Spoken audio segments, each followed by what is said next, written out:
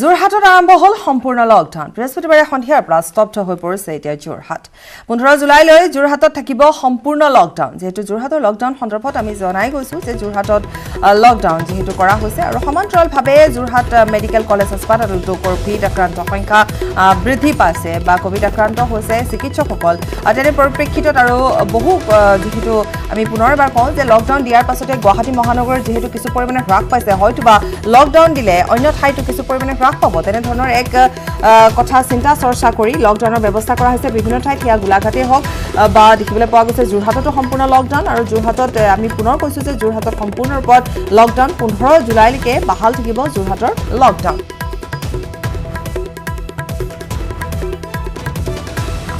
সংযুক্ত হৈছো আমাৰ সাংবাদিক গৌতম সৈতে গৌতমে আমাক লকডাউনৰ যি দৃশ্য যেটো পৰিবেশ হে আমাক দেখুৱাব লকডাউন কিমান দূৰ মানিছে ৰাইজৰ সহাৰি কিমান হে সন্দৰ্ভত আমাক গৌতমে জনাব গৌতম আপোনাৰ ওচৰলৈ আহিছে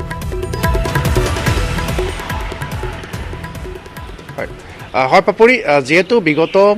48 ঘণ্টাত অসমত কোভিড-19 আক্ৰান্ত হৈ বহুকেইগৰাকী লোকৰ মৃত্যু হৈছে আৰু বৃহৎ সংখ্যক লোক আক্ৰান্ত হৈছে আৰু তাৰ পিছতে যোৰহাটত যেতিয়া লকডাউন আজিৰ পৰা আৰম্ভ হৈছে তাৰ বাবে ৰাইজে ভয় খাইছে কিছু আৰু আমি দেখুৱাইছো যে যোৰহাট নগৰৰ পৰিৱেশ যোৰহাট নগৰ অঞ্চলত সম্পূৰ্ণৰূপে লকডাউন ৰাইজে মানি চলিছে আৰু তাৰ লগতে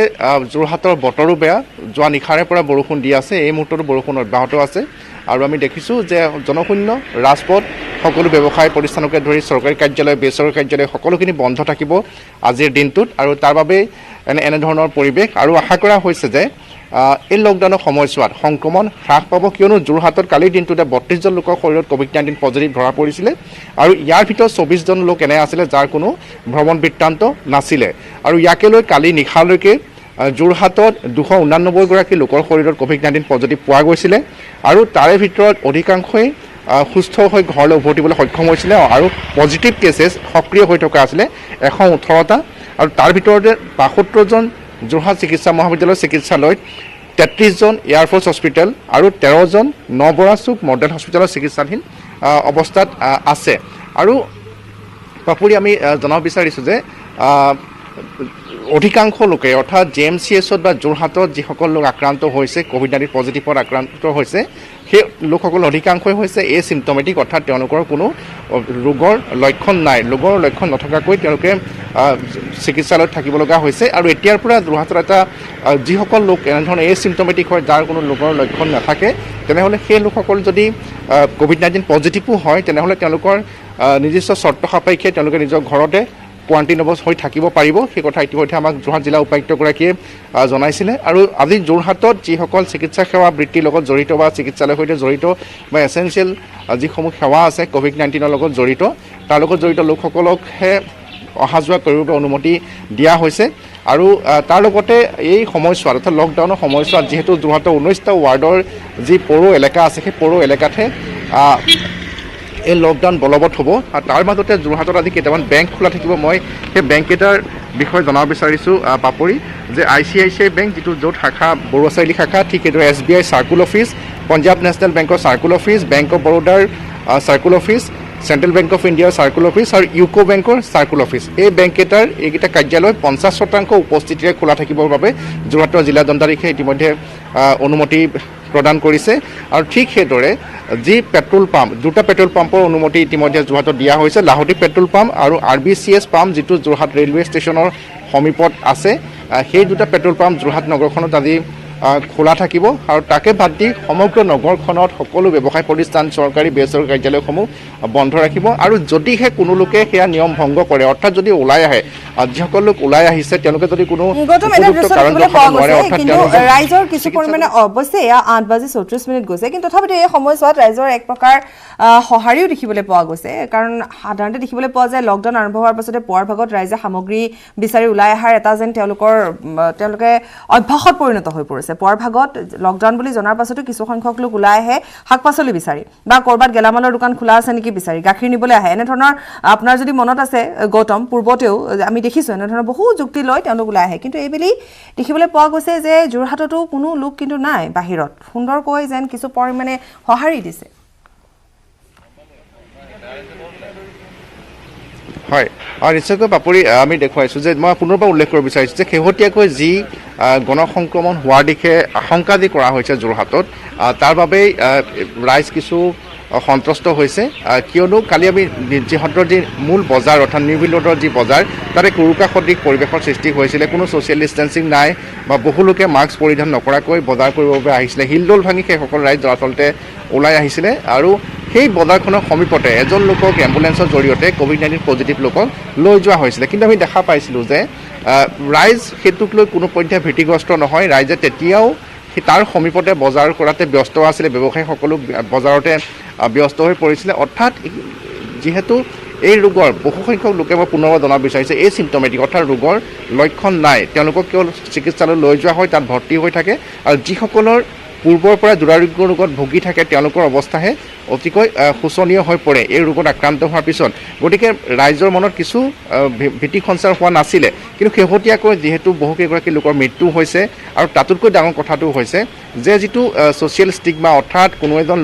লোক যদি COVID-19ত আক্ৰান্ত হয় তেওঁৰ শাৰীৰিক যি অৱস্থাৰ অৱনতি ঘটে তাতকৈ কিন্তু তেওঁ সামাজিক যি মৰ্যাদাৰ বৰ্তমান অৱনতি ঘটিছে তাক লৈহে কিন্তু মানুহ অতিকৈ ভীতিগ্ৰস্ত হৈছে কিয়নো এজন লোকৰ কোনো এজন লোক যদি পৰিয়ালৰ যদি কোনো এজন লোক COVID-19ত আক্ৰান্ত হয় সেই পৰিয়ালটোৰ ওচৰলৈ হয়তো কেইবামাহ হ'লেও কোনো লোকে এঘৰীয়া কৰি থোৱা নিচিনা এক আমি ঘটনা আমি দেখিবলৈ পাইছোঁ আৰু তাৰ বাবে বহু লোকে বৰ্তমান স্বাব দিবলৈ ভয় কৰিছে কিন্তু এই ক্ষেত্ৰত যিহেতু আমি দেখিবলৈ পাইছোঁ যে স্বাস্থ্য বিভাগে পাপৰি সৰ্বাধিক গুৰুত্ব প্ৰদান কৰিছে মানুহৰ স্বাস্থ্যৰ উন্নতিৰ বাবে বা এই ক্ষেত্ৰত ৰোগত আক্ৰান্ত হ'লে যাতে স্বাস্থ্যৰ অৱনতি নঘটে সেই ক্ষেত্ৰত কিন্তু সামাজিকভাৱে যিখিনি অৱক্ষয় হয় এই ৰোগৰ ফলত সেই ক্ষেত্ৰত সামাজিক ব্যাধিলৈ পৰিগণিত হৈছে এটা খুব গুৰুত্বপূৰ্ণ কথা আপুনি উল্লেখ কৰিছে কিন্তু গৌতম কাৰণ সঁচাকৈ COVID-19 যিটো ব্যাধি তাক লৈ কিন্তু এটা সামাজিক ব্যাধিলৈও পৰিৱৰ্তন হ'বলৈ ধৰিছে গৌতম আপোনাক এই মুহূৰ্তত ধন্যবাদ জনাইছোঁ কাৰণ গৌতমে এটা অতি উল্লেখনীয় দিশ এই মুহূৰ্তত জনালে যে সঁচাকৈ ৰাইজৰ মাজত এনেকুৱা এটা ভাৱধাৰা আৰম্ভ হৈছে যে কোনোবা যদি COVID-19ত আক্ৰান্ত তেওঁক আছুতীয়াকৈ থ'ব লাগে কিন্তু কথা সেইটো নহয় যে আছুতীয়াকৈ এনেও থাকিব লাগে সমাজৰ পৰা আঁতৰাই দিব নালাগে কাৰণ COVID-19 এনেকুৱা এটা ৰোগ যাৰ পৰা পৰিত্ৰাণ পাব পাৰি গতিকে তেনে ক্ষেত্ৰত কিছু আৰু যেন কথাৰ প্ৰয়োজন আহি পৰিছে আলোচনাৰ প্ৰয়োজন আহি পৰিছে ধন্যবাদ জনাইছোঁ গৌতম এতিয়া তুংগত উঠিছে আছু নেতা আৰু মন্ত্ৰী হিমন্ত বিশ্ব শৰ্মাৰ বাকযুদ্ধ এইবাৰ লুৰিণজ্যোতি গগৈ আৰু দীপাংক নাথক কটাক্ষ মন্ত্ৰীগৰাকী দুয়োকে সাৱটি চোৱাৰ ইচ্ছা আছে বুলি কটাক্ষ কৰিলে মন্ত্ৰীগৰাকীয়ে কি কৈছিল আগবঢ়াম তুলুঙা কথাবিলাক বৰ বুজিব কষ্ট যোৱাকালি কৈছে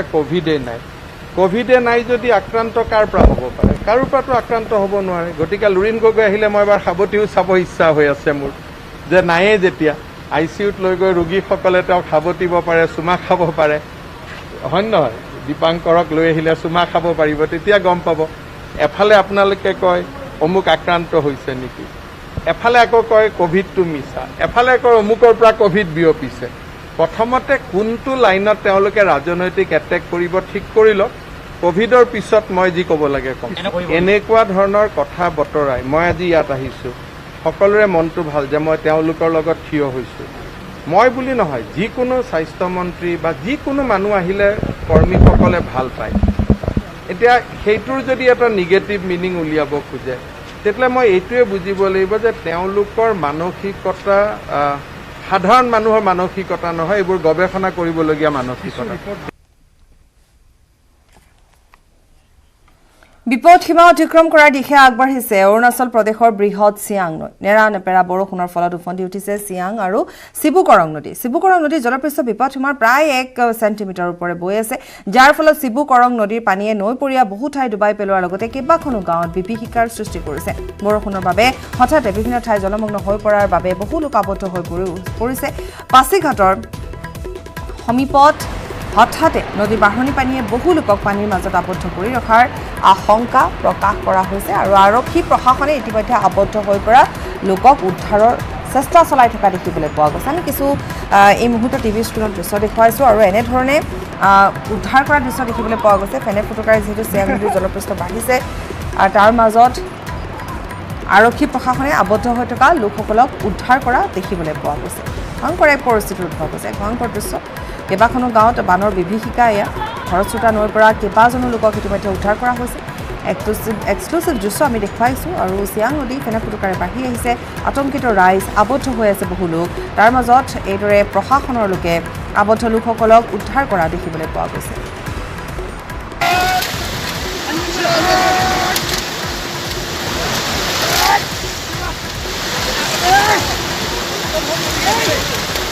কষ্টৰে এনেধৰণে আবদ্ধ লোকসকলক উদ্ধাৰ কৰি থকা দেখিবলৈ পোৱা গৈছে আৰু প্ৰশাসনৰ লোক উপস্থিত আমি কিছু দৃশ্য দেখুৱাইছোঁ আৰু এগৰাকী মহিলাক এনেধৰণে উদ্ধাৰ কৰি মই দেখিবলৈ পোৱা গৈছে ধাৰাসাৰ বৰষুণ নেৰানেপেৰা বৰষুণৰ ফলত এনেধৰণে ফুটুকাৰে বাঢ়িছে শংকিত হৈ পৰিছে নৈপৰীয়া ৰাইজ তাৰ মাজতে প্ৰশাসনে চেষ্টা চলাইছে উদ্ধাৰৰ বাবে উদ্ধাৰ কৰিছে এগৰাকী মহিলাক উদ্ধাৰ কৰি অনা হৈছে ঠিক তেনেধৰণে গাঁৱত আৰু বহু লোক আবদ্ধ হৈ আছে বুলি কোৱা হৈছে গতিকে তেওঁলোককো উদ্ধাৰৰ চেষ্টা চলাই থকা হৈছে অতি কষ্টৰে উদ্ধাৰ যি ব্যৱস্থা সেয়া কৰা দেখিবলৈ পোৱা গৈছে এইখিনি দৃশ্য আৰু এজন লোকক এনেধৰণে উদ্ধাৰ কৰিছে খৰস্ৰোতা নৈৰ পৰা কেইবাজনো লোকক উদ্ধাৰ কৰাৰ দৃশ্য হৈছে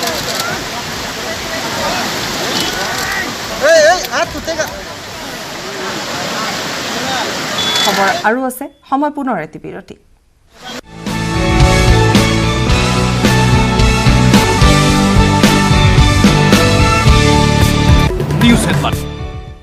শিৱসাগৰত হেলমেট পৰিধান নকৰা আৰু ৰাজহুৱা স্থানত মাস্ক পৰিধান নকৰা ব্যক্তিৰ বিৰুদ্ধে আৰক্ষীয়ে অভিযান চলাইছে লকডাউনৰ সময়খিনিত কেৱল যান বাহন আৰক্ষীৰ দ্বাৰাই ফাইন সংগ্ৰহ হৈছে 13 লাখৰো অধিক মাস্ক পৰিধান নকৰাসকলৰ পৰা ফাইন সংগ্ৰহ হৈছে লক্ষাধিক টকা পৰিবহণ বিভাগেও নীতি অব্যাহত ৰাখিছে তালাচী অভিযান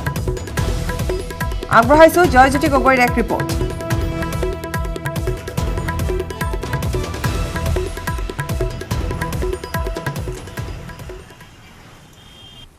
ৰাজ্যৰ অন্যান্য প্ৰান্তৰ লগতে শিৱসাগৰতো প্ৰতিদিনে কোভিড-19 পজিটিভ আক্ৰান্ত লোকৰ সংখ্যা বাঢ়িবলৈ ধৰিছে কিন্তু সৰ্বসাধাৰণ জনসাধাৰণে এতিয়াও যি চৰকাৰী নীতি নিৰ্দেশনা বা এই ৰোগক প্ৰতিৰোধ কৰিবৰ কাৰণে যিখিনি কাম কাজ কৰিব লাগে এনেধৰণৰ কোনো নীতি নিৰ্দেশনা মানি চলা বহু লোকেই মানি চলা আমি এই মুহূৰ্তত দেখা নাই শিৱসাগৰৰ সেইকাৰণে জিলা প্ৰশাসন তথা আৰক্ষী প্ৰশাসনে যথেষ্ট কঠোৰ দৃষ্টিভংগীৰে তেওঁলোকে ইতিমধ্যে কিছু কাৰ্যসূচী গ্ৰহণ কৰিছে তাৰ ভিতৰত এটা হ'ল যিসকল দুচকীয়া বাহন লৈ ওলাই আহে তেওঁলোকৰ ফাইন কাটিছে যিসকলৰ হেলমেট নাই লাইচেন্স নাই এইবিলাকৰ ফাইন কাটিছে আৰু যিসকলে মাস্ক পৰিধান নকৰাকৈ আহিছে সেইসকলৰ ইতিমধ্যে ফাইন কটা আৰম্ভ কৰিছে আমাৰ হাতত পৰা তথ্যমতে শিৱসাগৰৰ ট্ৰেফিক পুলিচে ইতিমধ্যে 13 লাখতকৈও অধিক টকা ফাইন সংগ্ৰহ কৰিছে ঠিক সেইদৰে আৰক্ষী থানাৰ যি কাম আৰক্ষী থানাৰ লোকসকলে ইতিমধ্যে মাস্ক পৰিধান নকৰা লোকসকলৰ পৰা আজি পৰ্যন্ত প্ৰায় 1 লাখৰো অধিক টকা সংগ্ৰহ কৰিবলৈ সক্ষম হৈছে ফাইন কাটিছে আৰু সমান্তৰালভাৱে জিলা পৰিবহণ বিভাগৰ যি কাৰ্যালয় সেই কাৰ্যালয়েও ইতিমধ্যে বিভিন্ন সময়ত নগৰখনৰ বিভিন্ন ঠাইত তালাচী চকী বহুৱাই তেওঁলোকে ফাইন কটা আৰম্ভ কৰিছে আৰু তাতো লক্ষাধিক টকা সংগ্ৰহ কৰা বুলি জানিবলৈ দিছে এটা কথা ক'ব লাগিব যে বিগত 4 মাহত শিৱসাগৰ নগৰতেই কেৱল শিৱসাগৰ নগৰতে 13 লাখৰো অধিক টকা দুচকীয়া বাহন বা চাৰিচকীয়া বাহনৰ আৰোহীসকলৰ পৰা সংগ্ৰহ কৰিবলৈ সক্ষম হৈছে মহানগৰীৰ পাৰ্শ্বৱৰ্তী ঐতিহাসিক হাতীশিলা মন্দিৰত আছে 3 শতাধিক বান্দৰ কিন্তু লকডাউনৰ বাবে বন্ধ হৈ আছে মন্দিৰৰ দুৱাৰ ফলত খাদ্যৰ অভাৱত ভুগিছে এতিয়া কপিকুলৰ দুৰ্দশাৰ সন্দৰ্ভত হাতীশিলা মন্দিৰৰ পৰা আমাৰ সাংবাদিক অজয় বৰ্মনৰ এক প্ৰতিবেদন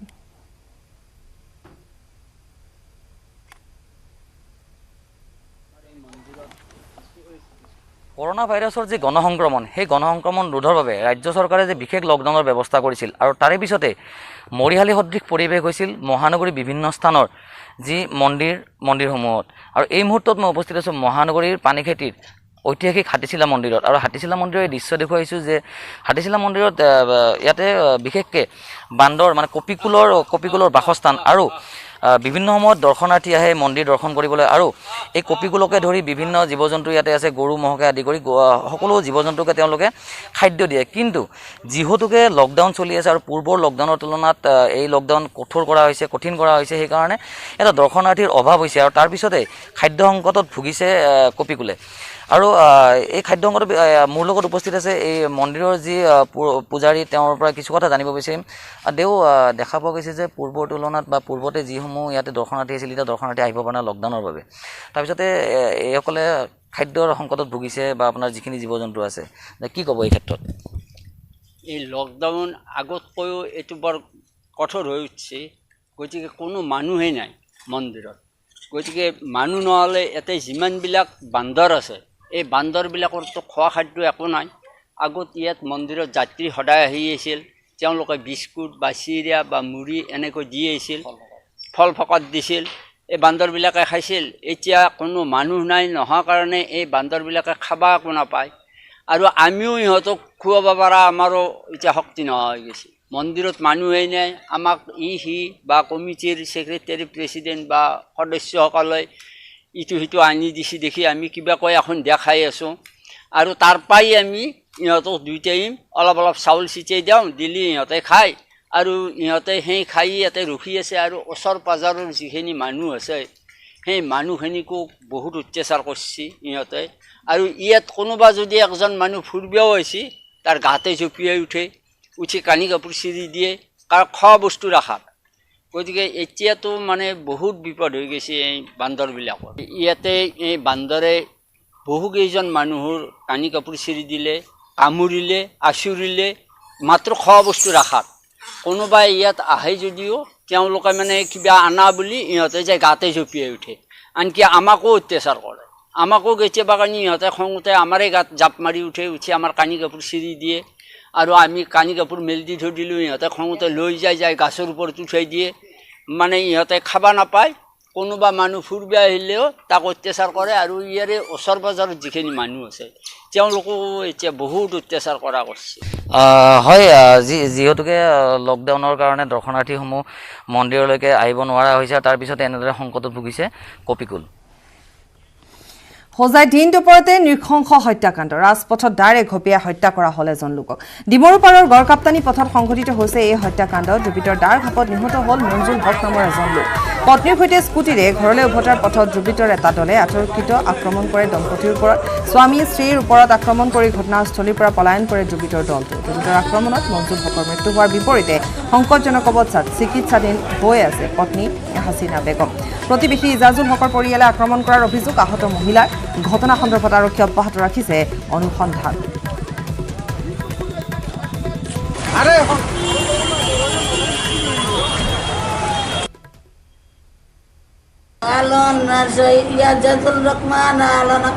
কেইজন আছিলে মানুহ? এৰা বাপ ছেলে দুজনই।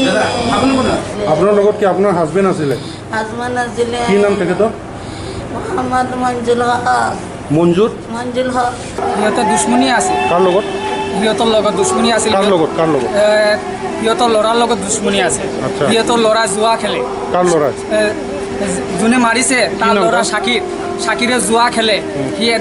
এদিন ৰাস্তাৰ ওপৰলৈ গৈ পেলাই কৈছে, মই মছজিদত গৈ পেলাই জুৱা খেলিম, কোনে কি কৰিব,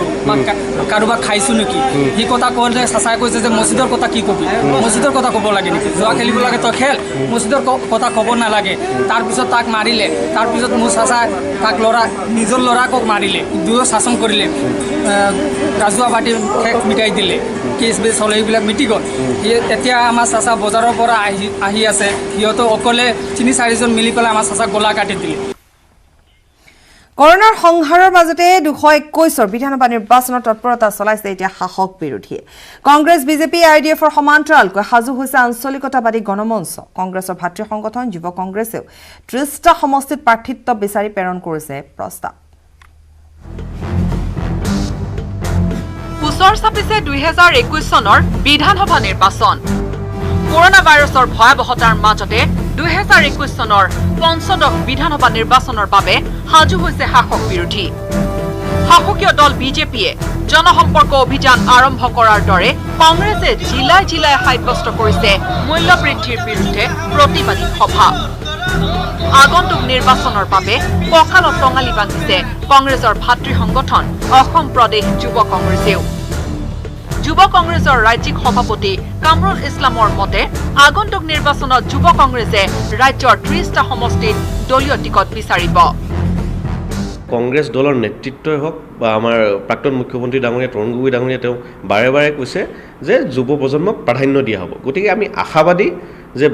বাকী যিবোৰ ৰাজ্যত যেনেকৈ হৈছিল অসমতো একে প্ৰকাৰে মিনিমাম আমি এটা আশা কৰিছোঁ যে 20ৰ পৰা 25টা টিকেট নিশ্চয় আমি পাম। আৰু ইতিমধ্যে তাৰ কাৰণে যা যোগাৰ আমাৰ চলি আছে। বিভিন্ন সমষ্টিত আমাৰ যিসকল তেওঁলোক প্ৰাৰ্থী তেওঁলোকে ভাবিছে খেলিব, তেওঁলোকে ইতিমধ্যে ৰাইজৰ মাজত আছে আৰু এই দুৰ্যোগত তেওঁলোকে ৰাইজৰ সেৱা কৰিবৰ কাৰণে চেষ্টা কৰি আছে। প্ৰদেশ কংগ্ৰেছৰ সূত্ৰৰ পৰা জানিব পৰা মতে অসম প্ৰদেশ যুৱ কংগ্ৰেছৰ সভাপতি কামৰুল ইছলামে আলগাপুৰ সমষ্টিৰ পৰা নিৰ্বাচনত অৱতীৰ্ণ হ'ব।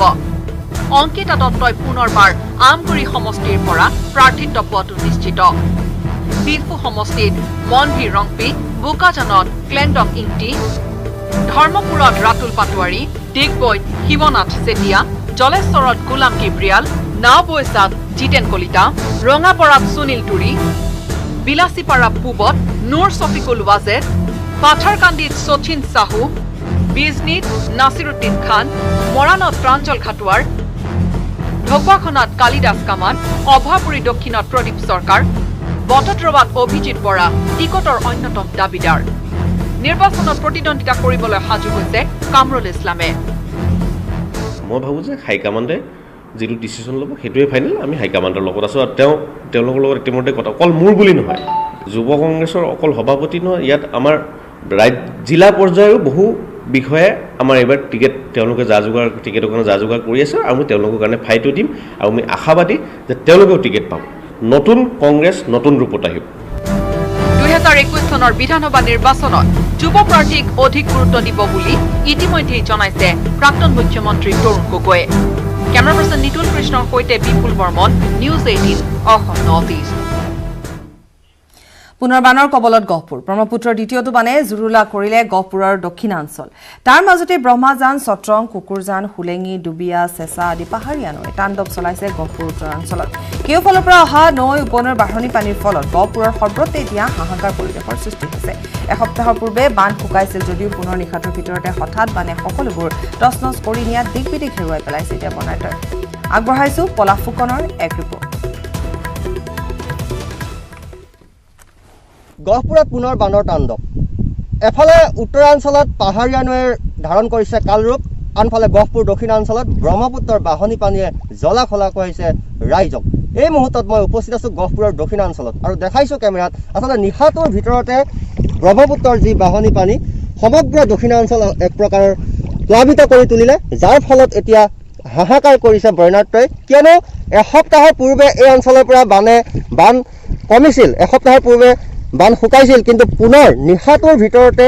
বান আহি এক প্ৰকাৰ তছনছ কৰি পেলালে গহপুৰৰ দক্ষিণাঞ্চল। আৰু দেখাইছোঁ এই মুহূৰ্তত কেমেৰাত কেনেদৰে তীব্ৰ সোঁত, কিয়নো বাঢ়নি পানীয়ে এক প্ৰকাৰ জুৰুলা কৰিছে গহপুৰ দক্ষিণাঞ্চল। আৰু মোৰ সৈতে স্থানীয় লোক আছে আৰু এইখিনিতে ক'ব লাগিব, যিহেতু যোৱাটো বানত যিটো প্ৰথম বান আছিল তাত সকলোবিলাক আচলতে বড়ো ধানেই হওক বা আহু ধানেই হওক আৰু যিখিনি শালি ধানৰ কঠীয়া পাৰিছিল কৃষকে সকলোবিলাক তছনছ হৈছিল, সকলোবিলাক যা গৈছিল বানত। কিন্তু পুনৰ আচলতে এই বান অহাত এক প্ৰকাৰ দিগবিদিক হেৰুৱাই পেলাইছে কৃষক ৰাইজে। মোৰ সৈতে বৰ্ণাঢ্য আছে এই মুহূৰ্তত, মই জানিব বিচাৰিম, দাদা কওকচোন, যিহেতু এসপ্তাহৰ পূৰ্বে বান কমিছিল, কৃষক ৰাইজে বহু কষ্ট কৰি অ'ৰ ত'ৰ পৰা কঠীয়া বিচাৰি ভুই ৰৈছিল, কিন্তু পুনৰ এসপ্তাহৰ পিছত নিশাটোৰ ভিতৰতে সমগ্ৰ অঞ্চল বানে প্লাবিত কৰি পেলালে, কি ক'ব আচলতে? হয়, নিশ্চয়কৈ আপোনালোকে দেখিছে যোৱা কিছুদিন ধৰি, যোৱা এসপ্তাহ আগৰ পৰা